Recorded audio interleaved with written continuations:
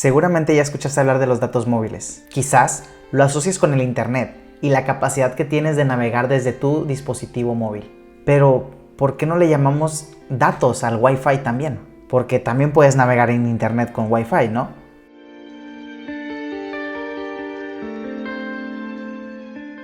Mi nombre es Daniel Medina y en este canal estaré hablando sobre programación para no programadores. Así que, si eres nuevo por aquí, considera suscribirte y activar la campanita de notificación para que se te notifique cada vez que publique un nuevo video. En este video estaré respondiendo a la pregunta ¿qué es un dato? En informática, un dato es una cifra, letra o palabra que se suministra a la computadora como entrada y la máquina almacena en un determinado formato. Vayamos por partes. Cifra, letra o palabra. Básicamente, cualquier número, letra, símbolo o palabra. Cualquier información que te pida una computadora. Por ejemplo, al iniciar sesión en una app móvil, quizás te pida tu correo y contraseña. Ambos son datos porque ambos son texto. Pero, ¿y cuando te piden tu foto de perfil? También las imágenes son datos. Las computadoras toman las imágenes y las almacenan como números. Un número bastante largo y difícil de entender por un humano. En realidad, la computadora almacena todo internamente como ceros y unos. Por ejemplo, en una computadora un 1 es un 1 y un 2 es igual a un 10. En realidad no es un 10, pero esto te lo explicaré más adelante. Por ahora quédate con la idea de que los datos son números. Ahora, continuando con la definición, intentemos analizar esta parte. Se suministra a la computadora como entrada. La computadora recibe datos como una entrada, pero también entrega datos como una salida. Por ejemplo, pensemos en una cámara de teléfono. Primero, tienes que abrir la app de fotos que tienes en tu teléfono. Después, tienes que tomar la foto. Y finalmente, puedes ver la foto o borrarla si no te gustó. Entonces, en el ejemplo podemos decir que la foto fue una entrada para tu teléfono y fue una salida cuando viste la foto. Y la última parte de la definición es, la máquina almacena en un determinado formato. Veamos el formato como la forma, el tamaño y el modo de presentar algo. La computadora tiene su propia forma de almacenar las cosas. Por ejemplo, cuando escribes tu usuario, puedes utilizar un teclado físico o un teclado digital. O incluso puedes usar dictado de voz, pero al final sigue siendo texto. ¿Por qué? Pues porque quizás la computadora solo acepta texto.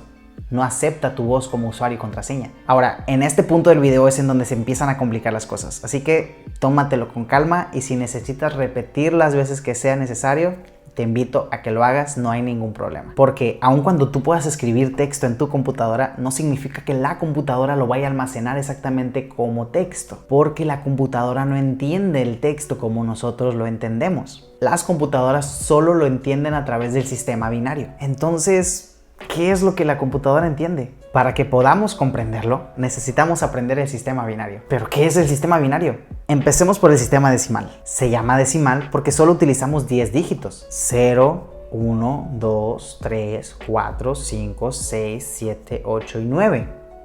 Son 10 dígitos. ¿Y el 10? El 10 es un 1 y un 0. No necesitamos otro signo para definir el 10. Utilizamos dos signos, el 1 y el 0. En el sistema binario solo se utilizan dos. Binario, 0 y 1.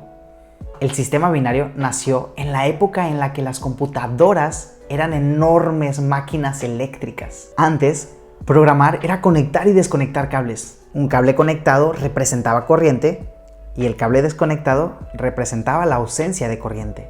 De este modo es como se le daban las instrucciones a la computadora y programar era conectar y desconectar cables. Afortunadamente, en la actualidad, los cables fueron reemplazados por impulsos eléctricos. Y para almacenar datos utilizamos diferentes técnicas. Sin embargo, aunque sepas binario, es prácticamente imposible darle instrucciones a una computadora en binario. ¿O tú te imaginas hablando en binario? Aun cuando supieras hablar en binario, es increíblemente difícil hablarle a una computadora. Por eso es que existen los lenguajes de programación, porque nos ayudan a hacer esta tarea increíblemente difícil de una manera muy simple. Y con Kotlin es aún más simple. Por ejemplo, acompáñame a ver lo que son las literales. Las literales, variables y constantes tienen en común su capacidad de almacenar valores. Por ejemplo, ¿cuánto dinero tienes?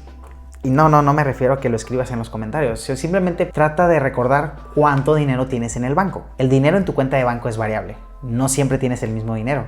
¿cierto? Sin embargo, el sueldo de un empleado es constante, a menos que le den un aumento, pero vamos a decir que si ganas lo mismo cada quincena, cada mes o cada semana. En Kotlin, como el sueldo es constante, lo escribiremos como val sueldo, y como la cuenta de banco es variable, la escribiremos como var cuenta de ahorro. Pero ¿cómo le asignamos un valor a nuestro sueldo y a nuestra cuenta de ahorro? Por ejemplo, ¿cómo le digo a Kotlin que mi sueldo es cierta cantidad y mi cuenta de banco tiene otra cantidad? Para eso necesitamos hablar de asignación e inicialización. Decir que tienes dinero en el banco no es suficiente para que sea verdad. Es necesario que te depositen tu nómina para que puedas ver reflejado tu dinero en tu cuenta. O incluso tú puedes hacer un depósito. Pero para abrir una cuenta nueva es necesario hacer un depósito inicial. Entonces, depositar dinero en tu cuenta le asigna un nuevo valor a tu cuenta de banco. Si vemos el ejemplo en Kotlin, sería más o menos de esta manera. Escribimos var cuenta de banco igual a 1000 para inicializar nuestra cuenta de banco, y escribimos val sueldo igual a 10,000 para inicializar nuestro sueldo. En Kotlin, si escribimos cuenta de banco más igual sueldo, estaremos asignándole un nuevo valor a nuestra cuenta de banco. ¿Y cuál sería ese nuevo valor? Básicamente, el valor que tienes en tu cuenta de ahorro más tu sueldo. Si teníamos 1000 en nuestra cuenta de ahorro, ahora tenemos 11,000, porque nuestro sueldo es igual a 10,000.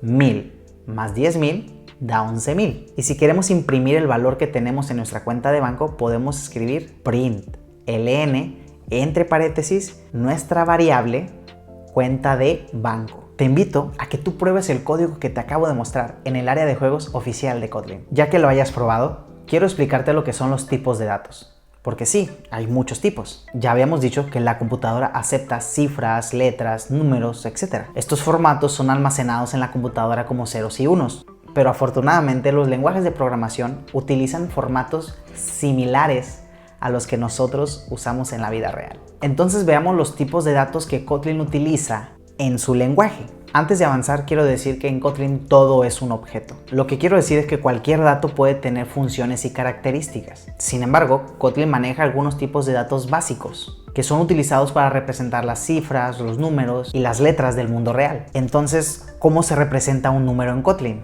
Por ejemplo, los números enteros. Digamos que queremos definir una constante llamada 1 cuyo valor sea 1.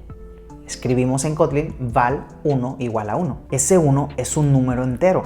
No tiene fracciones, no tiene punto decimal, no tiene manera de dividirse. Pero incluso si tenemos una constante con el nombre 3,000 millones y con el valor 3,000 millones, como es un número más grande, aunque sigue siendo entero, el tipo de dato es long. Kotlin interpreta un int y un long como números enteros, pero con tamaños diferentes. Un int o int es más pequeño que un long, long. Por cierto, int es el nombre corto de integer, que quiere decir entero en español, y long solo quiere decir largo o grande. Ahora quiero que veamos las últimas dos líneas. Si nosotros quisiéramos definir un 1 que podría ser más largo, podemos hacerlo como aparece en la línea 3. A nuestra constante le asignamos el valor 1 y una L.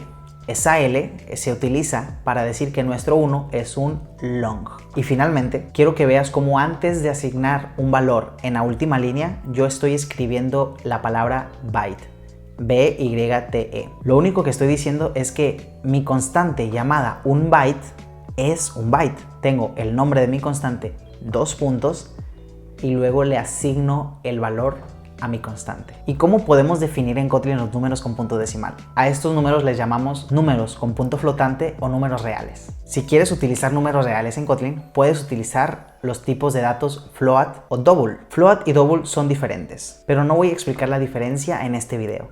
Si quieres entender la diferencia entre float y double, te invito a que leas el artículo que voy a dejar en la descripción. Pero para que lo tengas un poco claro por ahora, solo necesitas saber que double significa que puedes utilizar el doble de números después del punto decimal que float. Por ejemplo, si en float puedes poner 8 números después del punto decimal, no es el número real, pero solo es un ejemplo.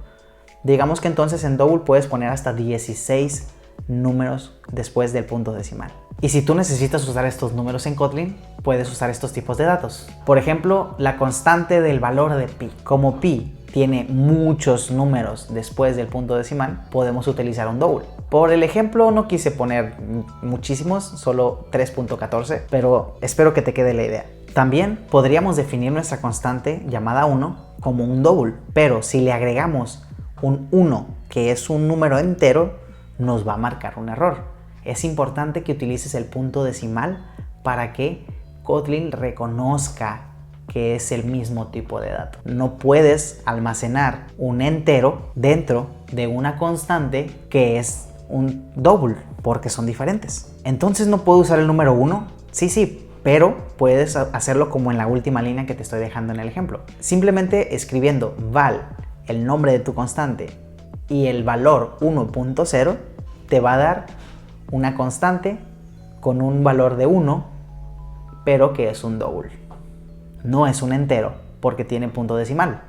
Sí, tiene 0 números en el punto decimal, pero tiene punto decimal. Básicamente se puede dividir si lo necesitas. ¿Demasiado complicado?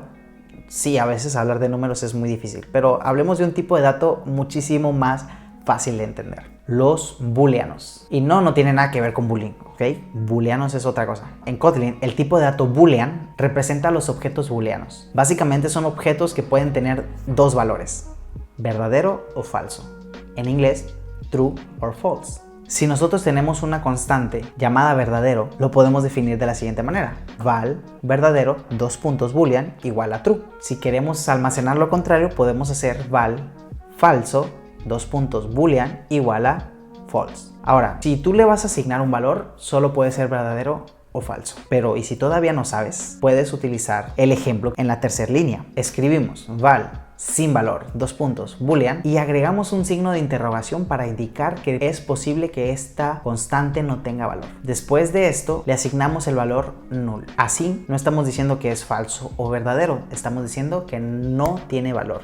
Null o nulo. Y ya casi para terminar, uno de los últimos tipos de datos que te quiero compartir, los caracteres. Los caracteres en Kotlin son representados por el tipo de dato char. Si tú quieres escribir una literal de tipo de dato char, puedes utilizar las comillas simples. Aquí en el ejemplo podemos ver que tenemos val, un char, char igual a una comilla, la letra A y otra comilla. Lo que está entre las dos comillas simples es nuestro carácter. Aquí adentro puedes escribir cualquier carácter que se te ocurra, siempre y cuando sea uno y solamente uno, porque tú le estás indicando que es un char, un carácter. Pero ¿y si quiero escribir palabras?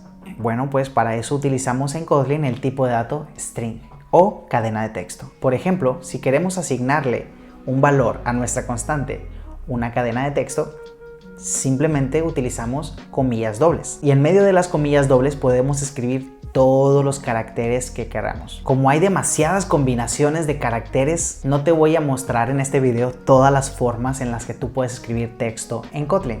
Así que te invito a que tú lo investigues y me dejes en los comentarios cuántas formas encontraste diferentes para escribir caracteres en Kotlin. Y finalmente, los arreglos. Los arreglos se definen en Kotlin utilizando la palabra array. Un arreglo es una lista o una colección de elementos del mismo tipo. Esto significa que Kotlin nos permite almacenar varios objetos del mismo tipo en una misma variable o constante. ¿Pero con qué propósito? Pues depende mucho de para qué lo necesitas. Pero imaginemos que necesitamos vender productos. Quizás necesitas una lista de productos. Así que podrías crear un array o arreglo de productos. Algo así como el ejemplo que te estoy mostrando. Yo estoy utilizando strings, pero tú puedes utilizar lo que tú quieras y crear los arreglos del tipo que tú desees. E incluso en Kotlin puedes tener arreglos con objetos con diferentes tipos de datos. Si tú descubres cómo se hace, compártenos en los comentarios, quizás haya alguien por ahí que necesite saberlo. Ahora ya sabes lo que es un dato, los diferentes tipos que existen y cómo la computadora los interpreta a través del sistema binario. Hablar de datos es hablar de información. Y como nosotros como humanos siempre queremos categorizar las cosas, para resumir este video,